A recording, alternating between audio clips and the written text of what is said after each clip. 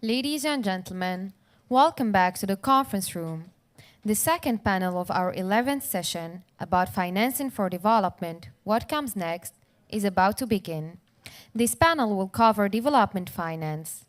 Please note that this session will be followed by a panel on sovereign debt distress in the Global South at 5:15 p.m. And now, please welcome on stage the moderator for this session, Kalpana Koshar, Director of Development Policy and Finance at the Bill and Melinda Gates Foundation.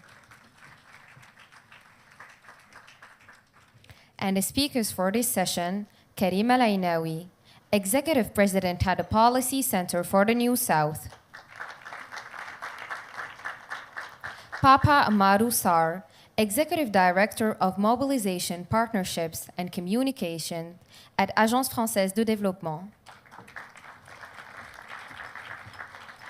Daouda Sembene, CEO of Africa Catalyst. Joseph Stiglitz, Professor of Economics at Columbia University. And Hanan Morsi, Deputy Executive Secretary and Chief Economist at the United Nations Economic Commission for Africa. Kalpana Koshar, the floor is yours. Thank you. Welcome, everybody. I'm really excited to be here and honored to... Oh.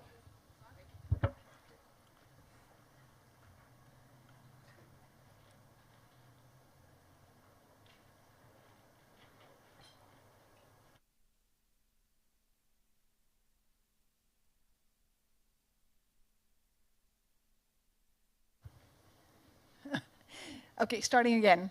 Hi, everybody. So really happy to be here this afternoon, and really honored also to chair this second of this afternoon's roundtables. And I'm delighted to build on that conversation, the first roundtable, which was really superb and had an esteemed panel. We have an equally esteemed panel here with us. But we're going to focus most of our, all of our discussion, I hope, on low-income countries.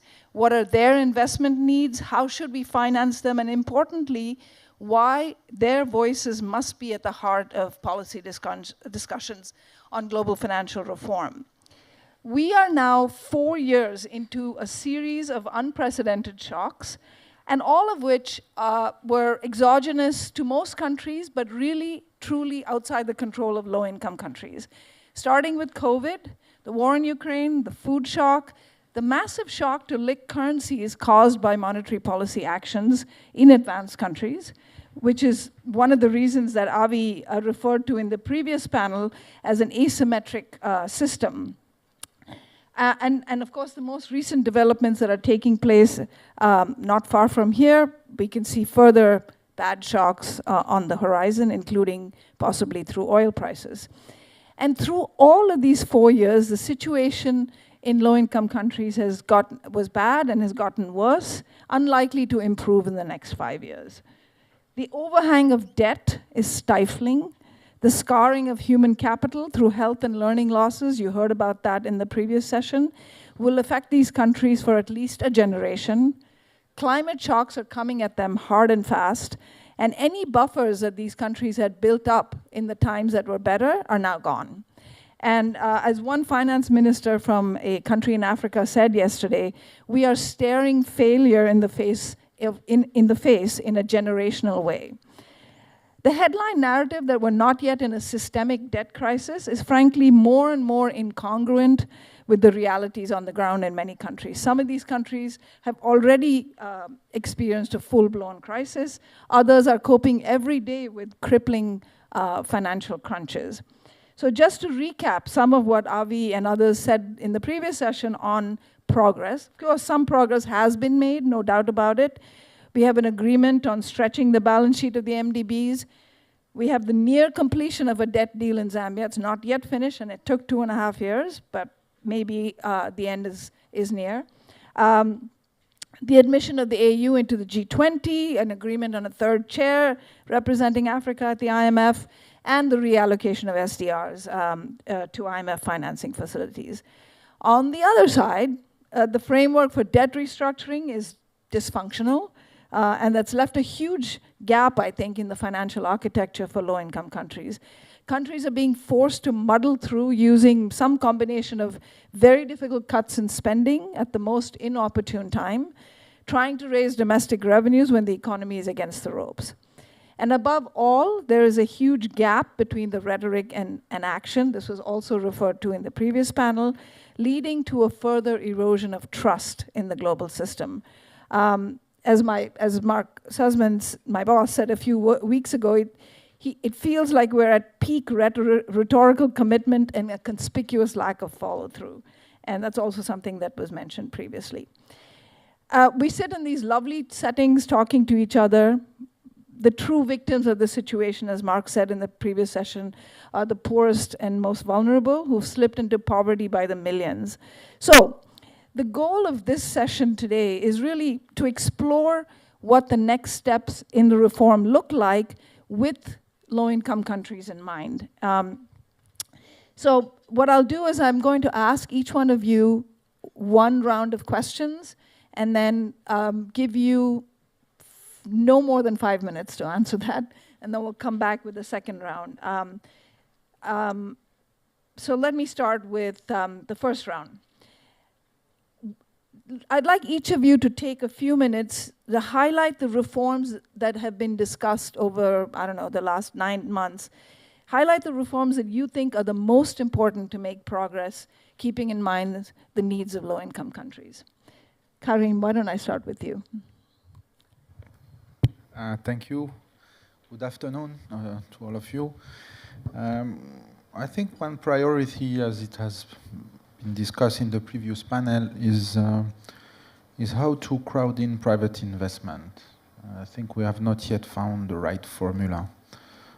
We understand the incentive framework, the risks, country risks, project risks, but the multilateral development bank in particular are not completely well organized to draw massive amount of private investment in low-income country. It's a bit different in middle income, but as they get, more autonomous private flows. So I think the discussion for me is not necessarily how to increase the capital, how to replenish, PRGT at the margin. I think, the challenge is large. It's an issue of scale. It's not going to be completely financed through public money. So we need to find a combination between the fund, the IMF, as a collective insurance mechanism against crisis, a role to play in debt rescheduling, fundamental role to play, the development finance and private capital. And it means maybe to create new institutions. We proposed at the Policy Center for the New South to create a green bank where the private sector will be in the capital. Other ideas is to transform the IMF in a rating agency. I know that's politically complex, but this is how you will reward good macroeconomic management. Because let's not forget, we need good governance, good macroeconomic management, predictability for, to have decent risk-corrected rates of return for the private sector. And most likely the bank, development bank, will need to transform themselves in project origination and not only project finance. Because, also often investors, where they come to countries, the issue is not the money. The issue is the project. Money is available. It's projects. Of course, projects with the standard required, so standardization, to speak the language of the financial sector and the private sector.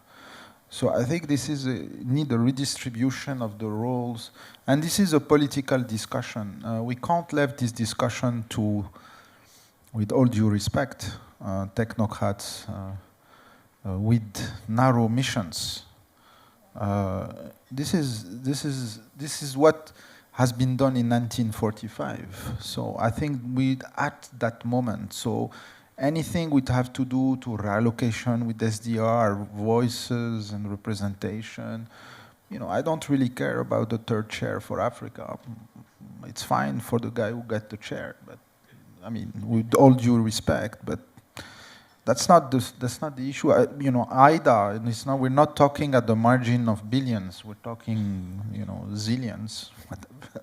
You're talking big at scale. So we should play around this, rating agency for macro policy, underwriting. The fund in the end is an underwriter. Surveillance is very consistent with the notion of rating. Seriously rating. When I was at the central bank, I remember rating agencies. I hope there are none in the room. They would spend a couple of days in Morocco and tell you and give you a grade. It takes a semester to grade students, midterms, and they are here. They know, finals, etc. You need to dive into, and the fund. That's what the fund does. They have a whole team working on Morocco, and we need to find a governance that the board doesn't get into the rating. It needs to be neutral, but then you underwrite. You have the framework. The pipeline of project is underwritten by the bank. They can finance, they can blend the finance, they can finance themselves, they can bring in along them the private sector. So we can refine this, but I would say this is the intuition, if you wish. So I'm not very excited by this discussion. I mean, I salute them, this is fine, but I'm not very excited by, the quota, I don't think that's at scale, and it was said in the previous panel. We're talking almost a revolution or a rebirth, You need to transform yourself. It's about evolution of this institution. Thank you. Thank you, Karim. So great points. The word evolution was used quite deliberately because I guess nobody wanted to throw a cat amongst the pigeons, but you've put some very good ideas on the table. I especially like that you mentioned that there's also a job that needs to be done in developing countries to fix their own houses, right, on governance and things like that, which actually don't cost money. And we, people know how to do it. So that's a good point. I'm going to skip around a little bit, actually, Professor Stiglitz. I'm going to come to you.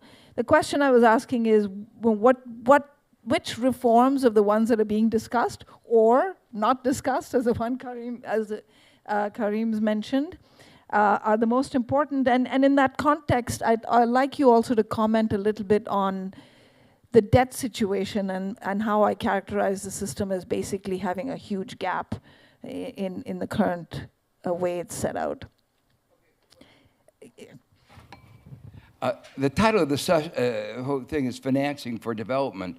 And when you think of that, one ought to think comprehensively about all the sources of revenue, not just borrowing money from the World Bank or the IMF, and you only get the IMF if you're in trouble. So hopefully you will never go to the IMF, but we know that happens. And here, I think if we think holistically, we need to think about the global economic architecture, not just the financial architecture.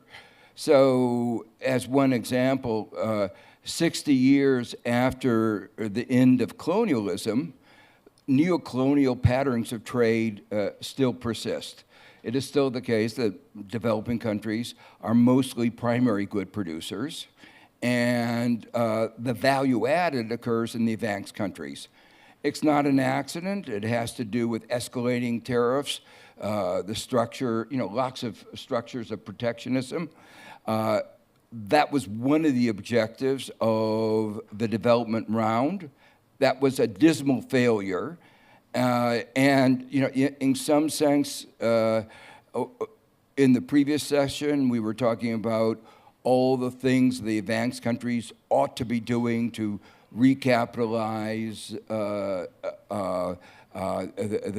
the World Bank, and you said, well, there's a feeling of a shortage of money. I mean, relatively, there isn't really that shortage. But this is an area that is not about money, but about special interest. And special interests scuppered the development round. And that the fact that they've been inhibited in moving up the value chain gives them less revenue for development. And then there's intellectual property, which has been designed to generate transfers of income from developing countries to the rich countries. And in the particular case of what we went just through, COVID-19, they couldn't get access to vaccines and therapeutics, leading to people's deaths, which dampens their economy and the sources of revenues that they have domestically. But we were talking in the previous session about green finance. We ought to be talking about access to green technology, the Rio Agreement provided for compulsory licenses, but that's never happened so far. So there ought to be access to technology so that they can generate sources of revenue themselves rather than transferring revenue to the owners of intellectual property. I've been involved in a very big debate about reforming the international corporate tax system. And we all know about the secrecy havens that are where tax. The reforms that have come out of the OECD have been reforms that generate almost no money for the developing countries where so much production occurs. If you had a fair tax system, efficient tax system, it would be generating a lot of revenue. And the developed countries have refused. Now, let me make it clear, it's special interest in those countries. If you had it, and you might say that's a political problem in the developed countries, I think most Americans are not in favor of Google not paying taxes or Apple not paying taxes, and that they would like taxes to accrue where the revenue is generated. Investment agreements, ISDS, result in billions of dollars as a result of suits going to the advanced countries and impede regulatory frameworks that would encourage green investment. So if you look at the whole architecture, it is an impediment to providing finance for developing countries. And I think we ought to be thinking about that. Now, there are two particular points, and I'll just make them very quickly. One of them is, one part of the architecture that's particularly deficient is the resolution of debt. And that will have enormous consequences. An interesting thing is that the average interest paid on developing country debt is substantially in excess of the actual risk. You know, in other words, if you got a portfolio of developing country sovereign debt, you will do a lot better risk-adjusted than in other areas. So the developing countries are paying a premium that cannot be justified by normal financial risk analysis. But the one aspect of why there's such risk is the resolution mechanisms. Every country has a bankruptcy mechanism. We don't have a good bankruptcy mechanism. I chaired a UN commission after the 2008 crisis, and one of the recommendations was to create that.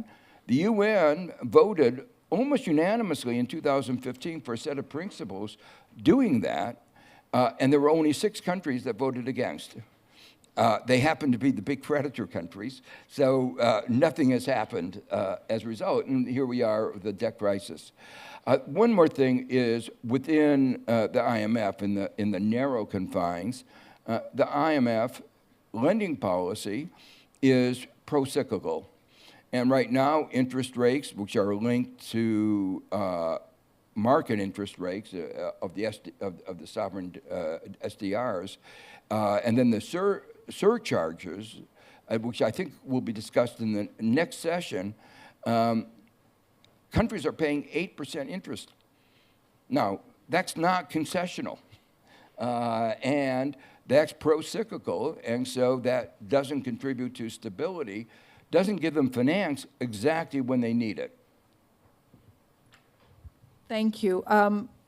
The point that you made, like, so many important points there, but the most interesting, and I think one that we should all take away, is the first point that Professor Stiglitz made, which is that this is not just about the financial architecture, but also the basic underlying economic architecture, and how that the whole thing is sort of really works against low-income countries.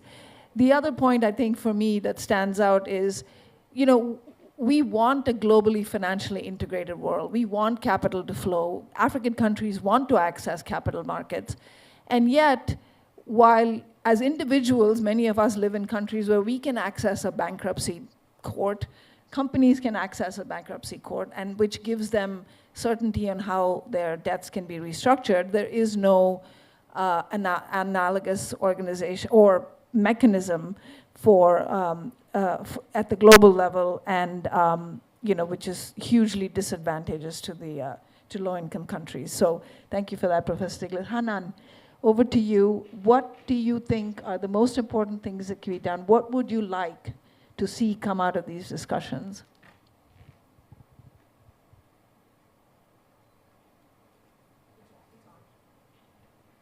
Thank you very much. I think I'd like to start by saying we need more than an evolution of the financial system. We need a revolution in the financial system. So I would say three things that would really matter in terms of, if I would say, the three priorities. One is having finance at scale and affordable, because this is the key reason of why we have not made so much progress in addressing SDGs, because we did not have actually the finance at scale to achieve that. And not only that, but also because of lack of that affordable financing, we are where we are with debt vulnerabilities. So to tackle these issues, we really need to get at the source and the root cause. And in order to avail that finance at high scale and affordable, that brings the role of MDBs. And the need to, because not only they can you know, have leverage of whatever money is there 3 to 4 times, there is also the issue of course, to do that, they will need to be better capitalized, but they can also enhance actually the optimization of their balance sheet, according to what the capital adequacy report of the G20 group have highlighted. So they will be able to take more risk. They need to also be a catalyst to you know, crowd in more finance, private sector and other finance, so that we can get to that scale. And then we need to actually see more you know, better funding for the concessional windows that we have, for example, in Bretton Woods institutions. I mean, it's really disappointing that until now we don't have the subsidy account of the PRGT at the IMF, even though the amount that are remaining have been $0.9 billion US. This is such a small amount, but yet this has been going for a while and it's not fully funded. That needs to be addressed, but we need to go beyond that. We need to have a lot of more ambition, both for PRGT and IDA. So for PRGT, we need to see the, you know, the scale of lending go to 3 billion SDR by 2025. We need to see tripling of the IDA resources by 2030. These are the type of, you know, ambitions we need to work toward. And then we need to also make sure that some of these you know, windows are self-sustained. We need to consider things like sale of gold assets to actually finance this, and better utilization of internal resources of the IMF from, you know, earning loan in earning interest like GRA account loans. we have to address these issues to enable actually more concessional financing for low-income countries. But at the same time, we need to enlarge the ambition of what is available from these institutions, including through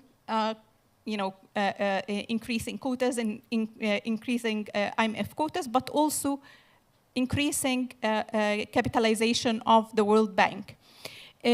Not only this, but also I think something that we are really missing here is the issue of underutilization of SDRs, IMF special drawing rights. Whenever we say these things, one of the things that just comes up in the discussion is all these donor countries are having very tough domestic conditions that if they need to address, they will need to take care of their house before taking care of the rest of the world. I'm sorry, but there are huge amount of resources that are sitting idle. So let's talk about that. It's not just, about these issues, it's about actually utilizing what we have, the amount of above 450 billion US dollars. This can be utilized to actually create scale and help countries, but also there are other things that can be done that are lower cost for donor countries, helping with guarantees to lower cost of issuances for countries. So we need to address this issue of bringing scale and affordability heads on. Second, I would say, and other speakers have referred to, fixing the debt architecture. We don't have a framework current framework, the G20 framework, is neither common nor a framework at the moment. We need to really address fixing that to have a well-functioning system that helps country, get out of, their debt vulnerabilities. But more importantly, I think we need to work toward fixing that system in the future, that it reduces this incentive to be proactive, do preemptive restructuring. Now the system punishes countries if you try to do that. So we need to stop it. And lastly, we need more voice and representation.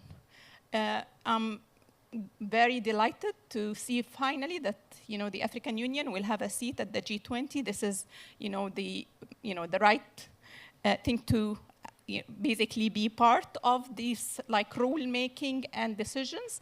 But we also need to see that addressed in the other institutions in terms of IMF quota reform and redistribution. This is the only way that you can actually keep accountability. Thank you so much, Hanan. Dauda and Papa, but Dauda, you get going first. And we've talked a lot about this, and you have some very interesting ideas that the audience, I'm sure, would like to hear. Well, thank you very much, Kalpana. I think you asked for 2 reforms. I'll give you 3 for the price of 2. So first of all, before I start, I wanted to thank very much the Policy Center for the New South and also Reinventing a Bretton Woods Committee for inviting us and for hosting this very important festival. I certainly, the tough part with actually speaking last is when you're responding the same question. It looks like a lot of things has been already said, so I'll try to come with a different perspective. There are 2 important reforms in my mind if you want to make sure that we afford developing countries, in particularly low-income countries, with the opportunity to mobilize enough funding for development and climate action. Of course, the first one has been talked about. It's the MDB reform. Why? Because the MDB reforms has so many implications. First of all, if you do it right, you have also the opportunity to mobilize enough funding for development purposes to help countries, fund it for their infrastructure needs, their social spending needs. But also, actually, if you do it right, you can also, at the same time, solve the issue of climate finance and make sure that you raise enough money for that. And also, you can also, if you do it right, help the private sector be more efficient and raise more funding. So it is critical, and not to forget, of course, what Hanan said about the fact that it allows, it gives the opportunity to provide affordable funding to low-income countries and developing countries in general. So for all of those reasons, that reform is critical and must be done right.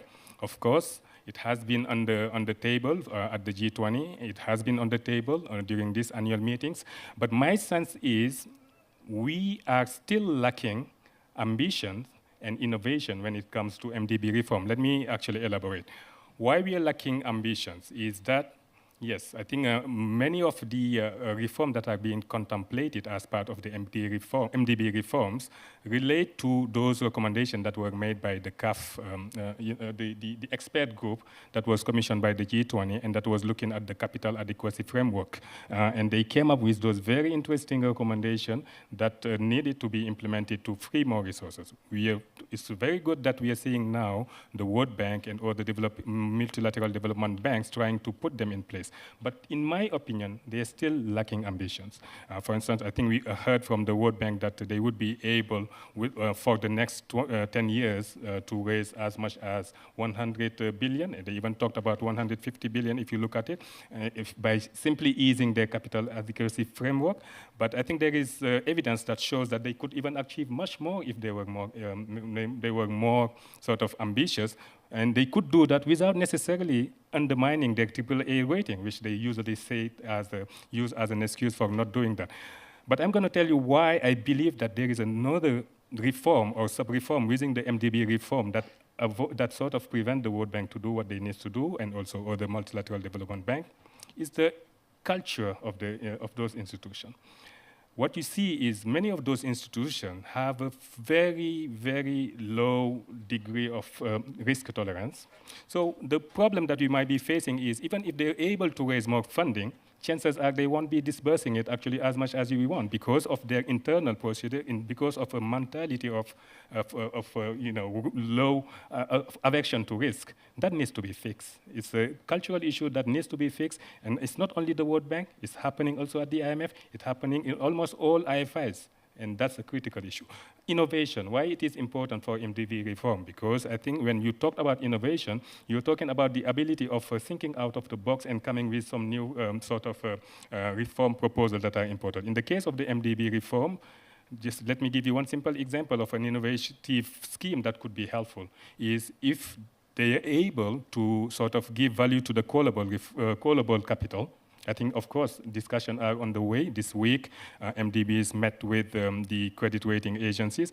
But my sense is, unfortunately, either it's going to take a long time before anything is done or nothing is going to get done. And actually, the potential is immense if you look at that. I think there is also one study that estimated that more than $900 billion could be sort of raised if only you actually do that reform right. So all of that makes me think that we need to move forward on that, but we need to do it with a lot of ambition and innovation. My second reform proposal that is very much important that needs to be looked at, has also been already sort of mentioned, is how to fix the debt architecture so that it can help countries that are in debt trouble. In Africa, I think the latest count, based on what the IMF and the World Bank actually, DSAs are saying, is we have 22 African countries that are either at high risk of debt distress or in debt distress, 8 of them. So what it means is those countries desperately need to have sort of support in terms of restructuring their debt. And they've been waiting for it. For instance, Zambia waited for 2 years. Hopefully this week or the next week can get some good news. But 2 years to get a debt deal, that's not right. Of course, we heard that countries like Ghana might be spending less. But even if you're spending 1 year, what does it mean? It means that at the same time, by that time that you get that debt deal, much money that was supposed to be actually used for social spending or sort of other priorities might not be there. I don't know whether it's the UN UNTAD or another organization that estimate that around the world there are like 3.3 billion people that are living in countries where service payment exceed total spending in health and education. Is that right?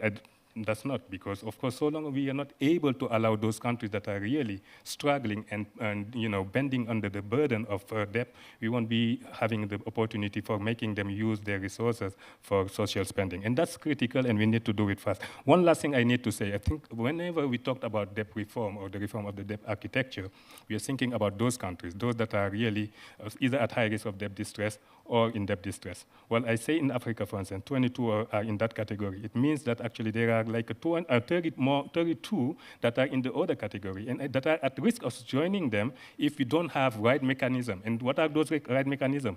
We need to have liquidity mechanism and arrangement that are functional for those countries.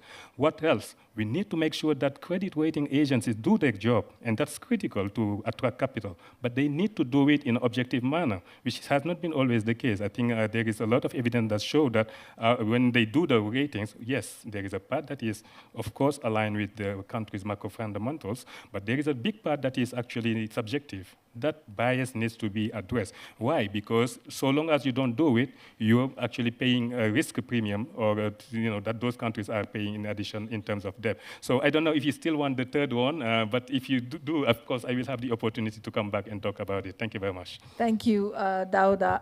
There's a lot to unpack in there. I have to make one comment though. You talked about the culture of both the IMF and the World Bank, being risk averse or less risk tolerant. Having spent 3+ decades in those two institutions, it's the board of those institutions that encourages that behavior, and the board of those institutions is dominated by the majority shareholders. So maybe Joe Stiglitz has a point here about special interests that permeate the organizations in ways that we don't even really realize. And the fact that Ghana is taking less time, I see is really scant comfort, right?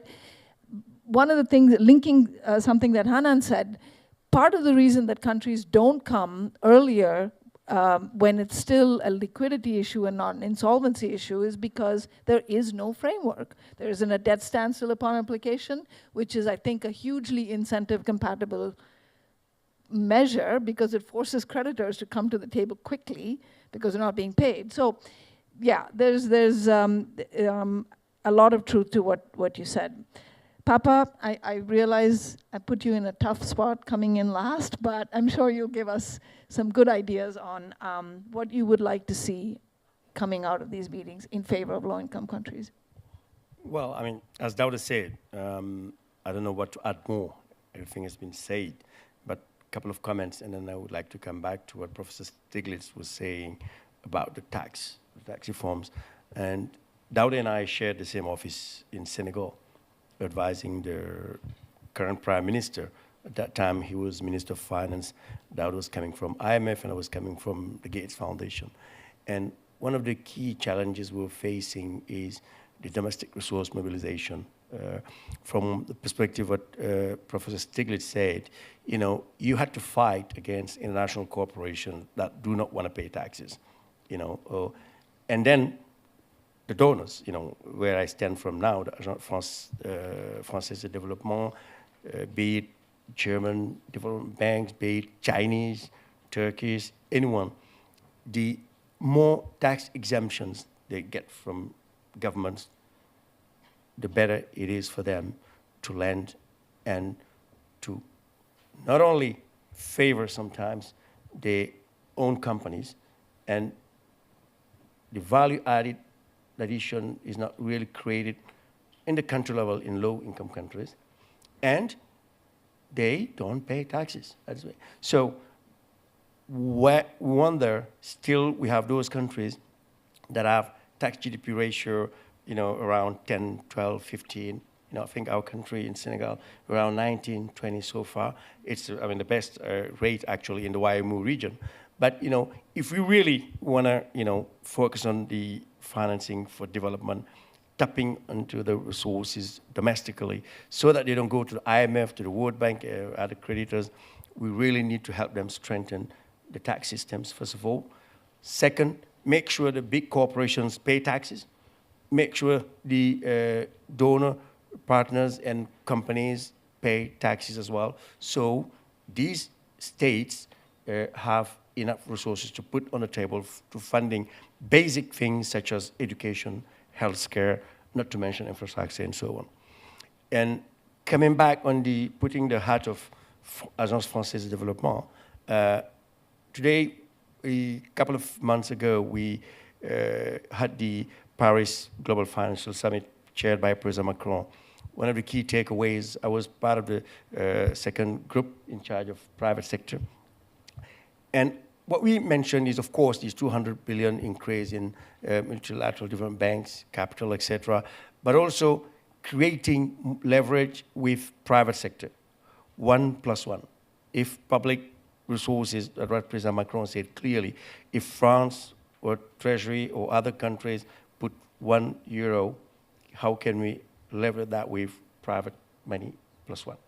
Second, one of the key elements as well is to take into account the climate, to have this $100 billion that was promised to adaptation and climate action, etc.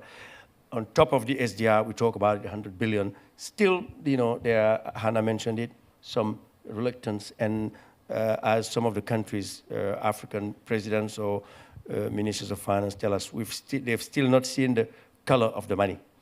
And last but not least, the risk issue, which is, I would say, in my perspective as well, and my President Macky Sall always says it, is the risk is exaggerated on the continent, in Africa, in the low-income countries. If you want to make sure to bring in private capital, to bring in investors, we really need to talk with rating agencies. As Karim said, recall sometimes they don't even go to the country. We used to meet them in Washington, D.C. at the annual meeting, Standard & Poor's, Fitch, et cetera, et cetera. They talk to us, the people at Treasury, planning, economists, and I said, okay, they come up with a number. I don't know where it comes from. Sometimes you can question the number. But they are together. The countries, the low-income countries, mainly in Africa, do not have the capacity of contesting those figures. And this really makes the cost of capital very, very expensive. And countries that level will have difficulty getting access to the resources to fund the infrastructure and so on. So lastly, what is important to us as well at the IFD, what we, Agence Française Développement, what we're doing is this coalition we call Finance in Common, where we have together the multilateral development banks, the regional development banks, national development banks, and local partners. Because we believe the multilateral development banks alone cannot do the job. They not only do not have the resources, but also the local presence. It is key. It is important. I used to be in government in Senegal. I used to be supporting local SMEs, entrepreneurs with youth and women. But when I went to knock on the door of the World Bank to give me $50 million to fund those projects, go away. It's too risky. We can't do that. How can you do that with a country, I would say the YMU, ECOWAS, where you have more than 90% of the economy based in the informal sector, composed of youth and women who don't have access to capital, and they want to do business. They want to formalize, which will allow to formalize the sector, create value, and go to the third level. It is not possible. So everyone has to play its role, and the MDBs should work together, not compete with the local national development banks, and to make sure that we all go to the same direction. Thank you, Papa. Let me, Hanan, I know you have to leave soon, so let me just toss this next question to you to start with, and then. So Marrakesh is clearly not going to be the end of this conversation, unfortunately. There are going to be many events and opportunities, I hope, in the next 6 to 12 months where we actually reach some conclusion. How can low-income countries work together and to make sure their voice is heard? There's a number of people here in this room who can help, Gates Foundation included, who can work to amplify voices. So what are some ideas that you can give us on amplifying these voices and really putting on the table these causes? I'd like also to hear what you think that low-income countries can do themselves. Papa, I take your point that, and all of you have made this about the excess risk premium, that is there anything at all? Is it just that the markets are unfair, or is there anything that countries can do to at least somehow dissuade or change markets' minds? Okay. Thank you. And sincere apologies that I would have to leave early. I think the issue of voice and advocacy is so critical to, advancing the agenda that we're talking about. I think, that's part of why we have this. We have formed this Africa High-Level Working Group on Global Financial Architecture, which is at ministerial level. It includes various institutions. It's coordinated by the United Nations Economic Commission of Africa. It includes IMF, World Bank, African Union, African Development Bank, Afrexim Bank. And what we've been doing is trying to build consensus on what are the key asks for reforms. We have that, and we have articulated that, and amplifying the African voice at a global stage. We've been engaged with the G20, the G7.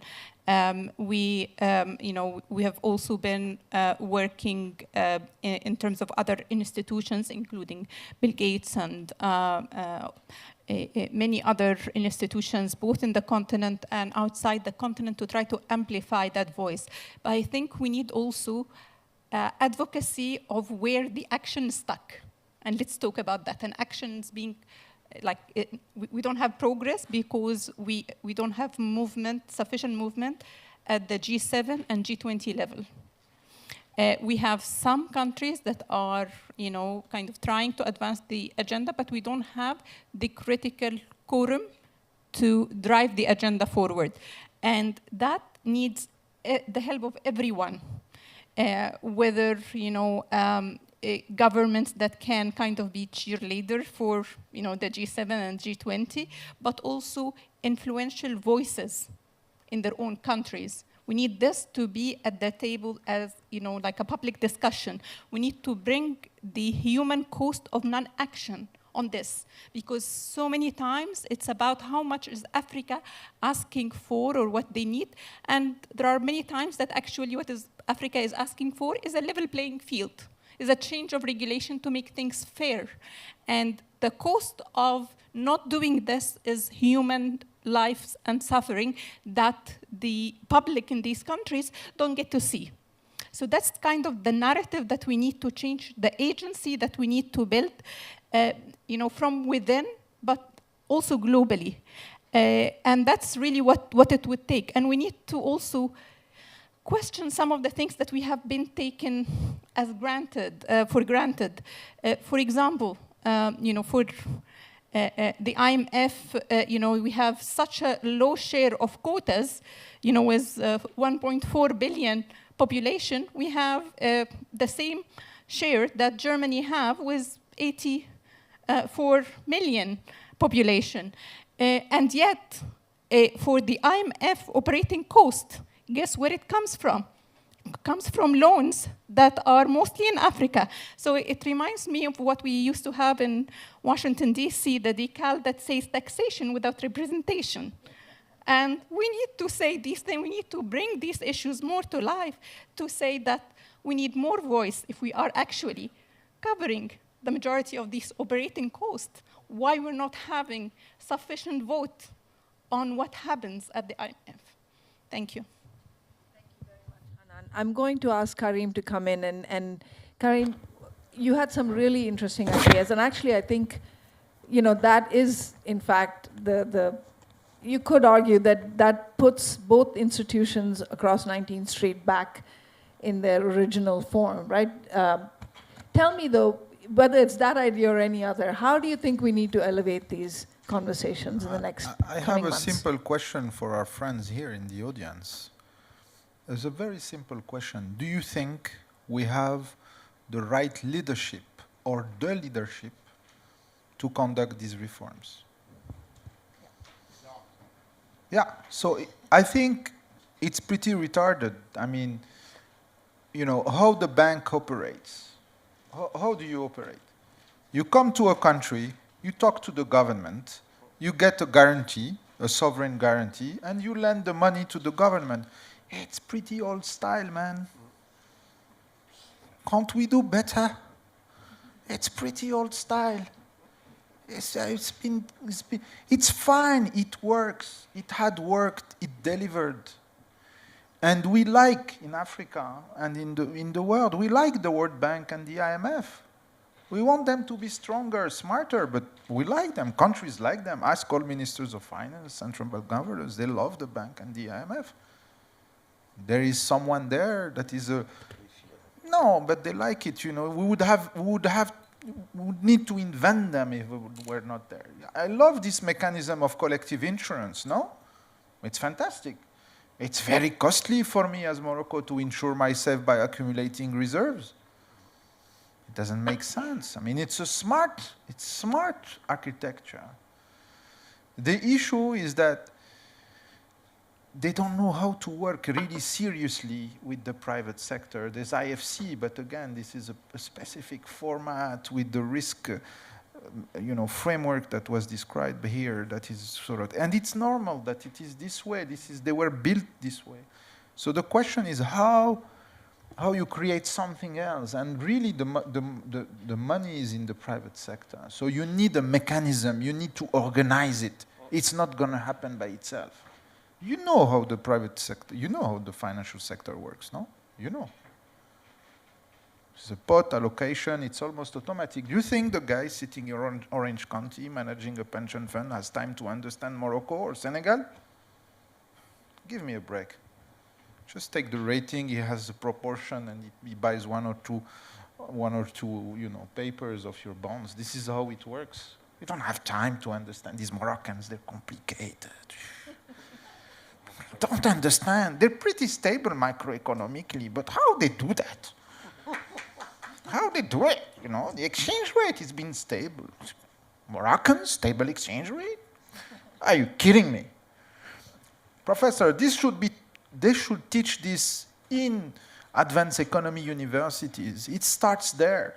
They always teach the Latin American. I was talking to Barry, the Chilean, endless crisis, and then the reform of the exchange. But there are smart people around. Okay, and I think we need to, it needs to be, so it's a matter of leadership. When the leaders of the world will say, okay, they are here, but we want something else. Create me a digestion mechanism. You digest private money, and you put it where it needs to be put, and you give guarantees, but not too much, because you know how it works. We have experience. Come on, guys. It's like we're forgetting how we finance development. I mean, there's the experience of the US, of the all developed country today. They're experiencing PPPs. We know the end game is to put the liabilities on the government. This is how they behave. We know all that. There's a wealth of experience. I think the debate is not at the right level. You can't ask, I don't want to, but you can't, it's like you're asking me to, change is difficult. It's about leadership, it's about change management, it's about who takes the lead, and it's about also the rapport de force that you have between China and the US, it's all there. And we are here to be seduced, us in the New South. What are you proposing? What vision? You want to embark us on what? You guys, G7. Because the global South, and I don't think we're in the global South, I can elaborate that. We're more in the New South, us here in Morocco. The global South is a little bit ideological, against something. We're not against. But they have put proposal on the table. The proposal is the Belt and Road Initiative, is the new development banks. There are proposals on the table. What is the proposal? And I'm finishing here.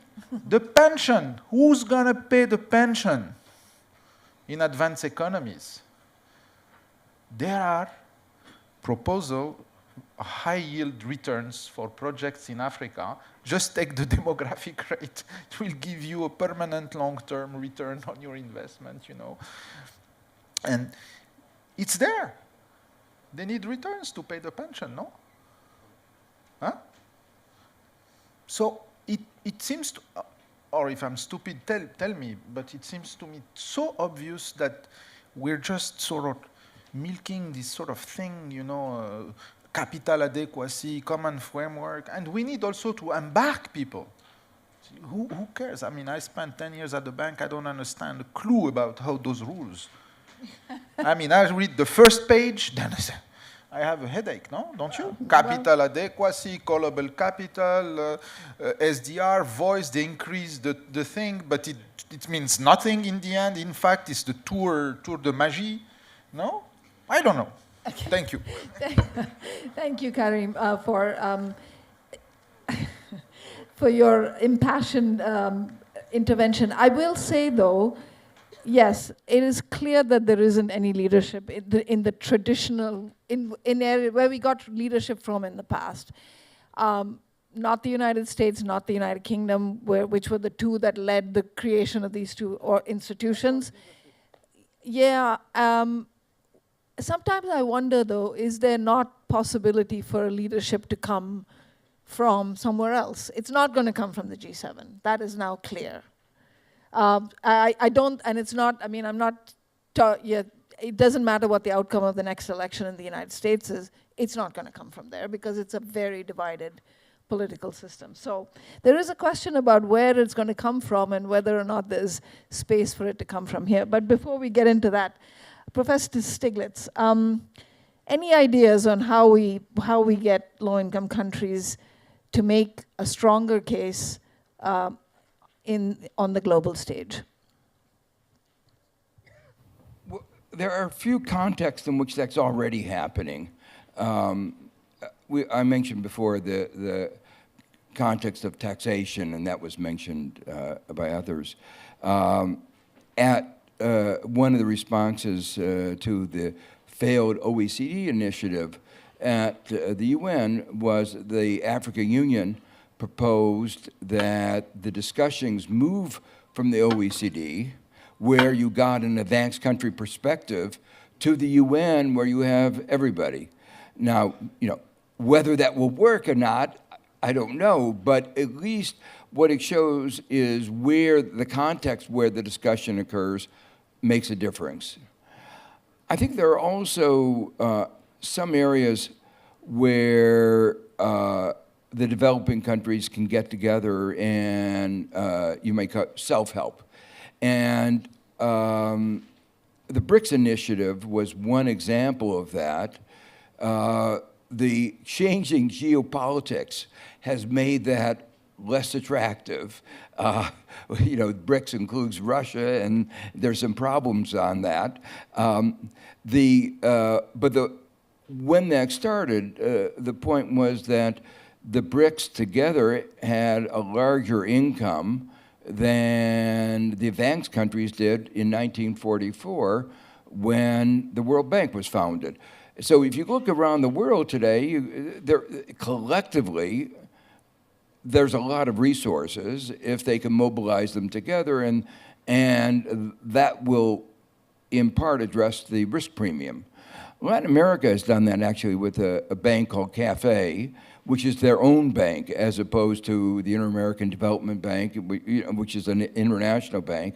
And it's been lending at interest rates that are lower than the ratings of any of the individual countries. So that's an example of an organization that they've put together. Lou has been talking about a regional monetary fund that would do a similar kind of short-term finance. So I think there are possibilities in that. There's one more aspect of this. The reason the OECD has such influence is in a sense that it's, quote, a think tank. I'm not sure there's, anyway, it's a think tank of the advanced countries. There isn't a corresponding institution of the developing countries and emerging markets that would give them a coherent collective voice. And it's not that all the advanced countries agree on anything, but there is a perspective that is projected. And I think there is scope for the developing countries and emerging markets to get together to do something of the same kind to advance theirs. There's one more remark I want to pick up before it gets lost. What Hannah emphasized one of the issues in finance is always cost. And the reforms that we were talking about in the earlier session, everybody says, oh, it'd be great, but we can't get it through Congress. But some of the things that we've been talking about, there is a list of things that can be done without going to the U.S. Congress, without costing American taxpayers or taxpayers in advanced countries very much. And the examples we've already talked about, the SDRs, mutual guarantees, if you can get the accounting right, because the risk premium are above the actuarially fair risk premium, a guarantee would actually make, at an actually fair rate, would make profits. So there are things like that that can be done, recycling SDRs. There is actually a large portfolio. So this excuse that, well, we can't get it through Congress is really a little bit of an excuse. There's so much that can be done if the finance ministries in particular and trade ministries were really to take on board development and climate change seriously. I'm going to give you and Dauda, you and Papa 1 minute each to say what ideas you have, and then we'll have about 20 minutes for the audience. Well, thank you. Maybe very briefly, I have to very much agree with the professor was saying. Last year, I was privileged to have been invited by the US Congress for a testimony, and it was actually with Professor Stiglitz and Professor Rogoff and Bayati. And I think what he said there was one of the sort of argument that we made that the US and of course the international community in general needed to think more innovatively about using the SDR system to create more resources. Well, you cannot sort of see that when the IMF issued the last SDR in August 2021, I think in the value of 650, Africa only got 33 billion. But I think if you took the G20 members, collectively they had more than 440 billion out of those 650. And the problem is actually most of that money is just going to stay there in the coffin of the IMF, not being used at all, when actually there is so much need in, not just in Africa, but in many actually regions around the world for climate action, for any other issues. I mean, for instance, right now we see a lot of the effect of fragility.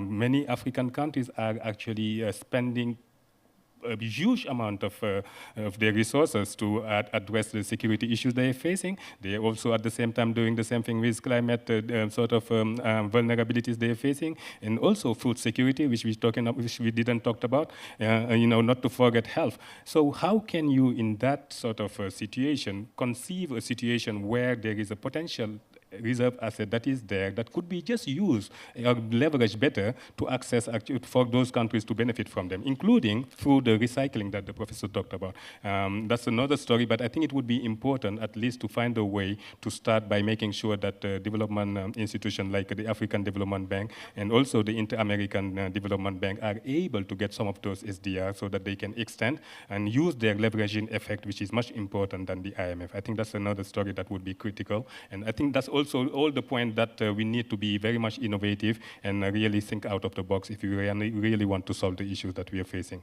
Thank you. Thank you, Dauda. Papa. That's one of the points I wanted to make, this SDR allocation through the AFDB. Of course, Dauda made a clear point on that. And then I will also be a bit more provocative having the professor here.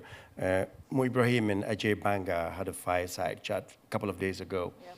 And one of the questions he asked him about these tax GDP ratio, where, you know, some African countries, they tell them you cannot have more than 50 or 70%, depending on the region, of the tax GDP ratio, while in advanced economies, you have 150, 160, you know, tax GDP ratio. So how can you question that in the low-income countries' perspectives? Why can't we apply the same too big to fail to those countries and then compared to, you know, the Western countries? Because at the end of the day, for me, believe that the developmental state have still a big role to do in terms of, as I was saying, mobilizing the domestic resources, caring about the financing its own development. Because I've been in both sides. I've been in government for almost 10 years. And I've been at OECD for 5 years. We've been at the DAC, all these discussions. As you say, it's a club of rich countries, the 30 richest economies of the world. We gather everything we do in terms of better policies for better lives, but for who? It's important, as you were saying, Professor, to see the emerging economies should have the same kind of think tank. And it's actually a do tank, because the OECD sometimes applies some rules, some regulations and tax, etc., that on environment that is imposed on countries. So if those developing economies can develop the same mechanism or link closely to the OECD mechanism, that would be really great.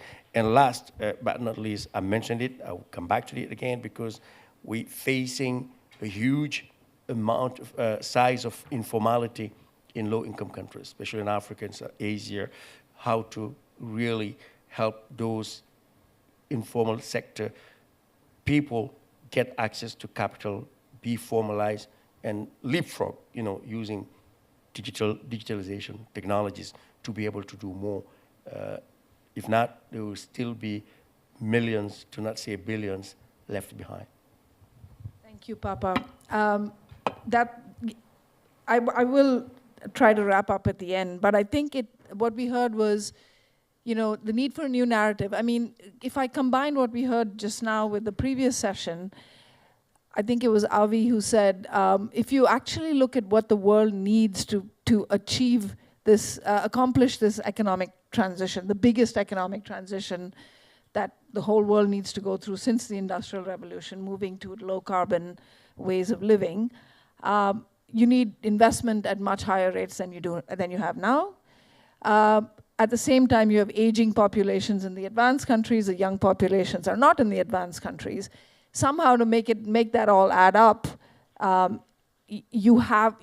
there's a way to make it all add up if you didn't have political barriers across the world, but of course those are real.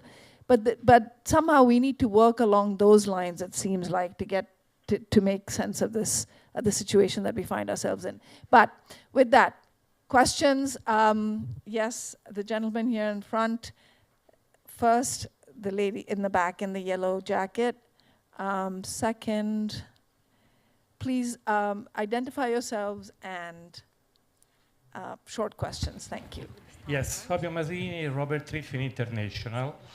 Well, a couple of years ago, when there was the issue of 650 million of SDRs by the IMF, we wrote a paper suggesting that the European Union at least pooled together all the SDRs which we don't need actually from the European Union. We don't have problems of balance of payments or reserves and so on and so forth, to co-design with Africa, channeled through the multi-level development banks, the EIB from the European part and from the African Development Bank on the African side, channeled through the MDBs to co-design the development of Africa for the next generation, let's say Africa.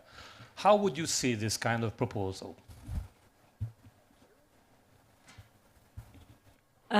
My name is Salam Said. I am from the Friedrich Ebert Foundation MENA department on economics.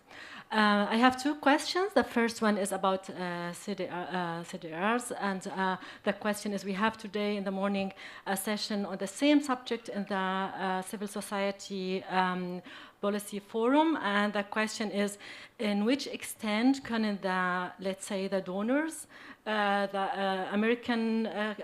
European countries and America will leave space for developing countries or the global South countries to take a position on the decision-making table in this regard. The second question is, the approach is always that the global South, the poor countries, is neither north, the global north. The question now, if we talk about the geopolitical development at the moment, that and taking into consideration the rising role of China and Russia in the Middle East and North Africa and Africa, the question is, there is no, for example, concern that these countries, which like trying all the time to be like adapted to the IMF conditionality, to turn to turn the policy and go to China and starting like getting more money from them, and it is like a kind of losing leverage in these countries. Thank you. Thank you. Why don't we take those questions? There was a question around what's the possibility of co-designing an SDR rechanneling mechanism,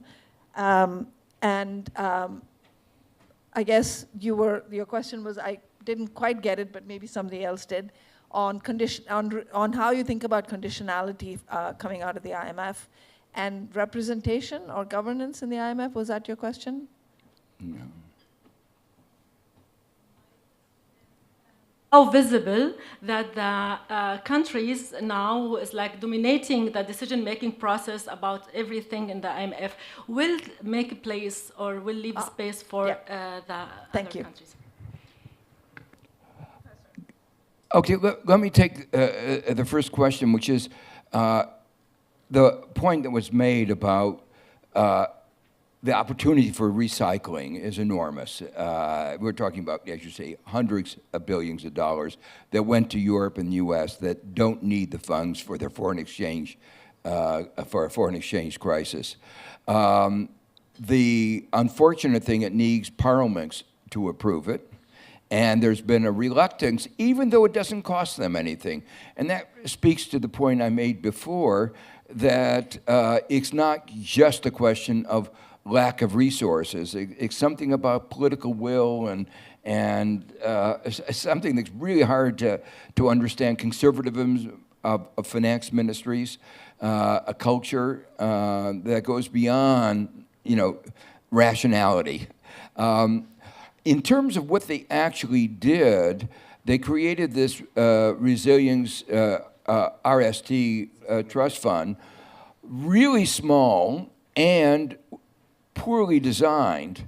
So as an example, you have to have an IMF program to be a part of it. But if you have an IMF program, if you get more money from RST, they take out other money. You're already at your constraint. So it's not. It doesn't add into additionality.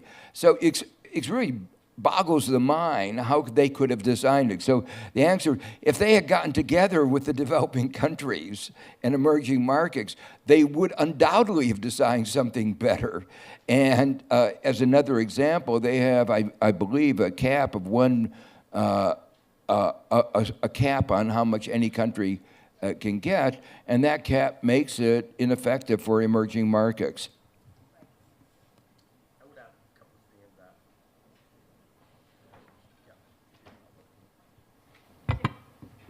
Basically. So. What about this one here? They don't want us to talk anymore. Hopefully this one works. Great. And, just to add on what the professor said, we, after the Paris Forum, agreed to reallocate 100 billion euros to kind of 10 projects that were pre-identified. But those projects, you have to work together. For instance, I know one we've been working on is what we call the Just Energy Transition Program. Senegal, Indonesia, South Africa, working on making sure that projects go into clean energy, et cetera, and some conditions of getting out of oil and gas, et cetera. So this conditionality sometimes can make it harder for the countries and low-income countries to, strike the deal. One of the innovative ways we've been discussing, which, it's totally, I would say, very innovative, is to come back to tiding that resources, because today what works in some countries with Chinese export-import credits, let's say clearly, is the fact that they come up with billions with their companies, they build roads, infrastructure, it creates growth at some point, even if some says the projects or the material that I used are not very resistant and it fades away if there's not enough maintenance, whatever he said about Chinese products and projects. How about Europeans do the same thing? Because at some point, if they invest these hundreds of billions of euros in sub-Saharan Africa, in Asia, where money is needed, with the right technology, right companies, right competence, they not only create jobs, they create value, and they create growth, and it can have a virtual effect on the longer term, rather than having these resources slipping, as Dauda was saying, in banks. Well, I think just to respond to that question on top of what the professor has just said, one key issue that actually is preventing the recycling of SDR to take effect is the reluctance of the European central banks, not just European, but some of the advanced economies central bank. Why? Because I think according to them, there are some legal constraints that actually prevent them from participating. But that being said, I think that should not be sort of turning off some of those type of innovative proposal that, like the one you made. I think it's critical to have those innovative solutions that are based, financing solutions that are based on SDR to take effect. Right now, I think there is a lot of efforts right now to push for some selected donors or some selected countries to offer some SDRs in support of the AFDB and IDB proposal to use IMF SDR as a hybrid capital. Those efforts really deserve to be supported. The idea is really how we can push for that to take place, hopefully ahead of COP28. I think all of those people, I mean, not, all institutions here that are very much vested and very much interested in supporting the mobilization of additional funding for not just Africa, but for developing countries in general, hopefully should support this to make it happen as soon as possible. Because I'm sure that if ever there are at least 5, because I think according to the IMF rules, we need 5 countries at least to agree to donate some SDR for that proposal to be implemented. But if for some reason there were some countries that would actually get to that, and I'm hoping that it's going to happen before, sooner than later, I'm sure that there would be actually a lot of effort that would be made on some of advanced economies to make sure that at least they go around potential legal or institutional challenges they are facing to make sure that they contribute. Because certainly I think that would be a great signal that this is doable. And I think this would be, we're talking about the case of AFDB. It's just an example because we're talking there about 2.5 billion. But the issue is really setting a precedent. If you set a precedent where you can allow SDR recycling outside the IMF, because so far all the recycling has just gone to the IMF through the RST that the professor talked about, but also the PRGF, which is the concessional window. If you allow recycling to happen outside the IMF through the AFDB or IDB or even the World Bank, because this week I think we heard from IJ Banga that he's open to considering using SDR to finance for climate finance. That would be great. So let's set that precedent, hopefully, as soon as possible. And if that's the case, maybe tomorrow we can talk about much bigger, actually, amount, hundreds of billions of SDR to be used, hopefully, for mobilizing additional development finance. Thank you. Thank you, Dauda. Karim. Just, we have a Nobel Prize in economy that doesn't understand why. It's mind-boggling, he said. There's something there. I mean, there's a good reason. Why? I think the reason is the fact it's mental maps. We've been doing this way for decades. Why should we change? Trust is the issue, and this in the reptilian brain. This is tough to change. So, I don't believe that what you're saying is going to happen. I mean, and if there's a charter or a law that is not fit for the future, we got them change it, man. No. We just change it. They were man-made, no? That's it, we change it. So if it is lagging and painful and it consumes lots of energy, lots of energy, this discussion has been going on with very marginal progress. So are these institutions, they want to stay at the center of the game? They're afraid that something smarter is invented? Or is it typical bureaucracy, reflex?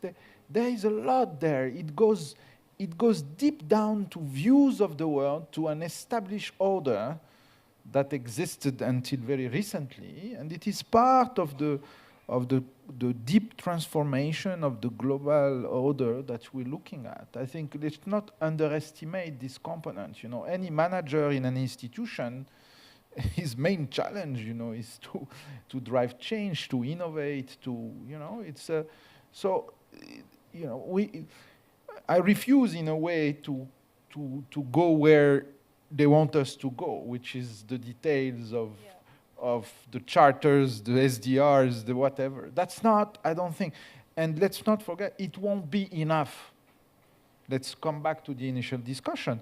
We want those institutions to be part of a mechanism, a catalytic mechanism, you know, that will organize, you know, solid, robust, sustainable flows of private capital and non-debt capital. You know, we need FDI. We don't need debt here, more debt. There's so much countries can take. So I invite you to, you know, maybe it's a good idea, you know, let's create a coalition of, you know, sort of OECD, but non-ideological. What disturbs me, Professor, with the BRICS, it's an ideological grouping with the revendication that is against an established order. You know, as Morocco, we are more into having debate, building consensus, and bringing about change. And as we all know, also revolutions don't work. You know, the day after, it's not an efficient way of conducting change. You know, as history has shown. Thank you. On the SDRs, I mean, yes, you're right. There's a lot of detail in terms of the objections, and does sometimes feel like a, you know, delaying a distraction tactic. But the African Development Bank's proposal, as Dauda said, is a very good one. It may not have been co-created, but it in fact has been sort of signed off even by the IMF, that it sort of meets the criteria of reserve, foreign exchange reserve characteristic. There's been a number of countries that have sort of expressed interest in doing it, but nobody wants to be the first mover. And that comes back to what Karim has been saying about leadership. Nobody's actually disavowed the proposal, but nobody has come forward either, which is quite a remarkable situation to be in. On the question of quota shares, I mean, representation, look, every time there is an increase in IMF quotas, there's a discussion about whether they represent the strength of the membership. There are one or two countries that are severely underrepresented. Those are India and China. There are several countries that are heavily overrepresented, and those are Japan and the smaller European countries. But so you would think, why doesn't it happen? Because it actually doesn't, the US doesn't lose anything, but nothing will move unless the US makes it move, even if they're not actually going to lose. So unfortunately, that is where we are, a bit of a stalemate caused by the geopolitics. We are a minute out, so I will use the privilege of the chair to wrap. Thank you so much for this discussion. Obviously, we haven't solved any problems, but we've certainly come up with some really good ideas. I like, Karim, you've really thrown a cat amongst the pigeons to say, why are we not thinking bigger? I think we have some very helpful narratives that I would hope that all of you in your different capacities can start to talk about, that say it's actually a real own goal for advanced countries not to be doing some of this, because it's not necessarily about helping countries. There's a short-term liquidity issue, but there's a much longer-term global welfare issue that needs to involve low-income countries. Thank you all very much.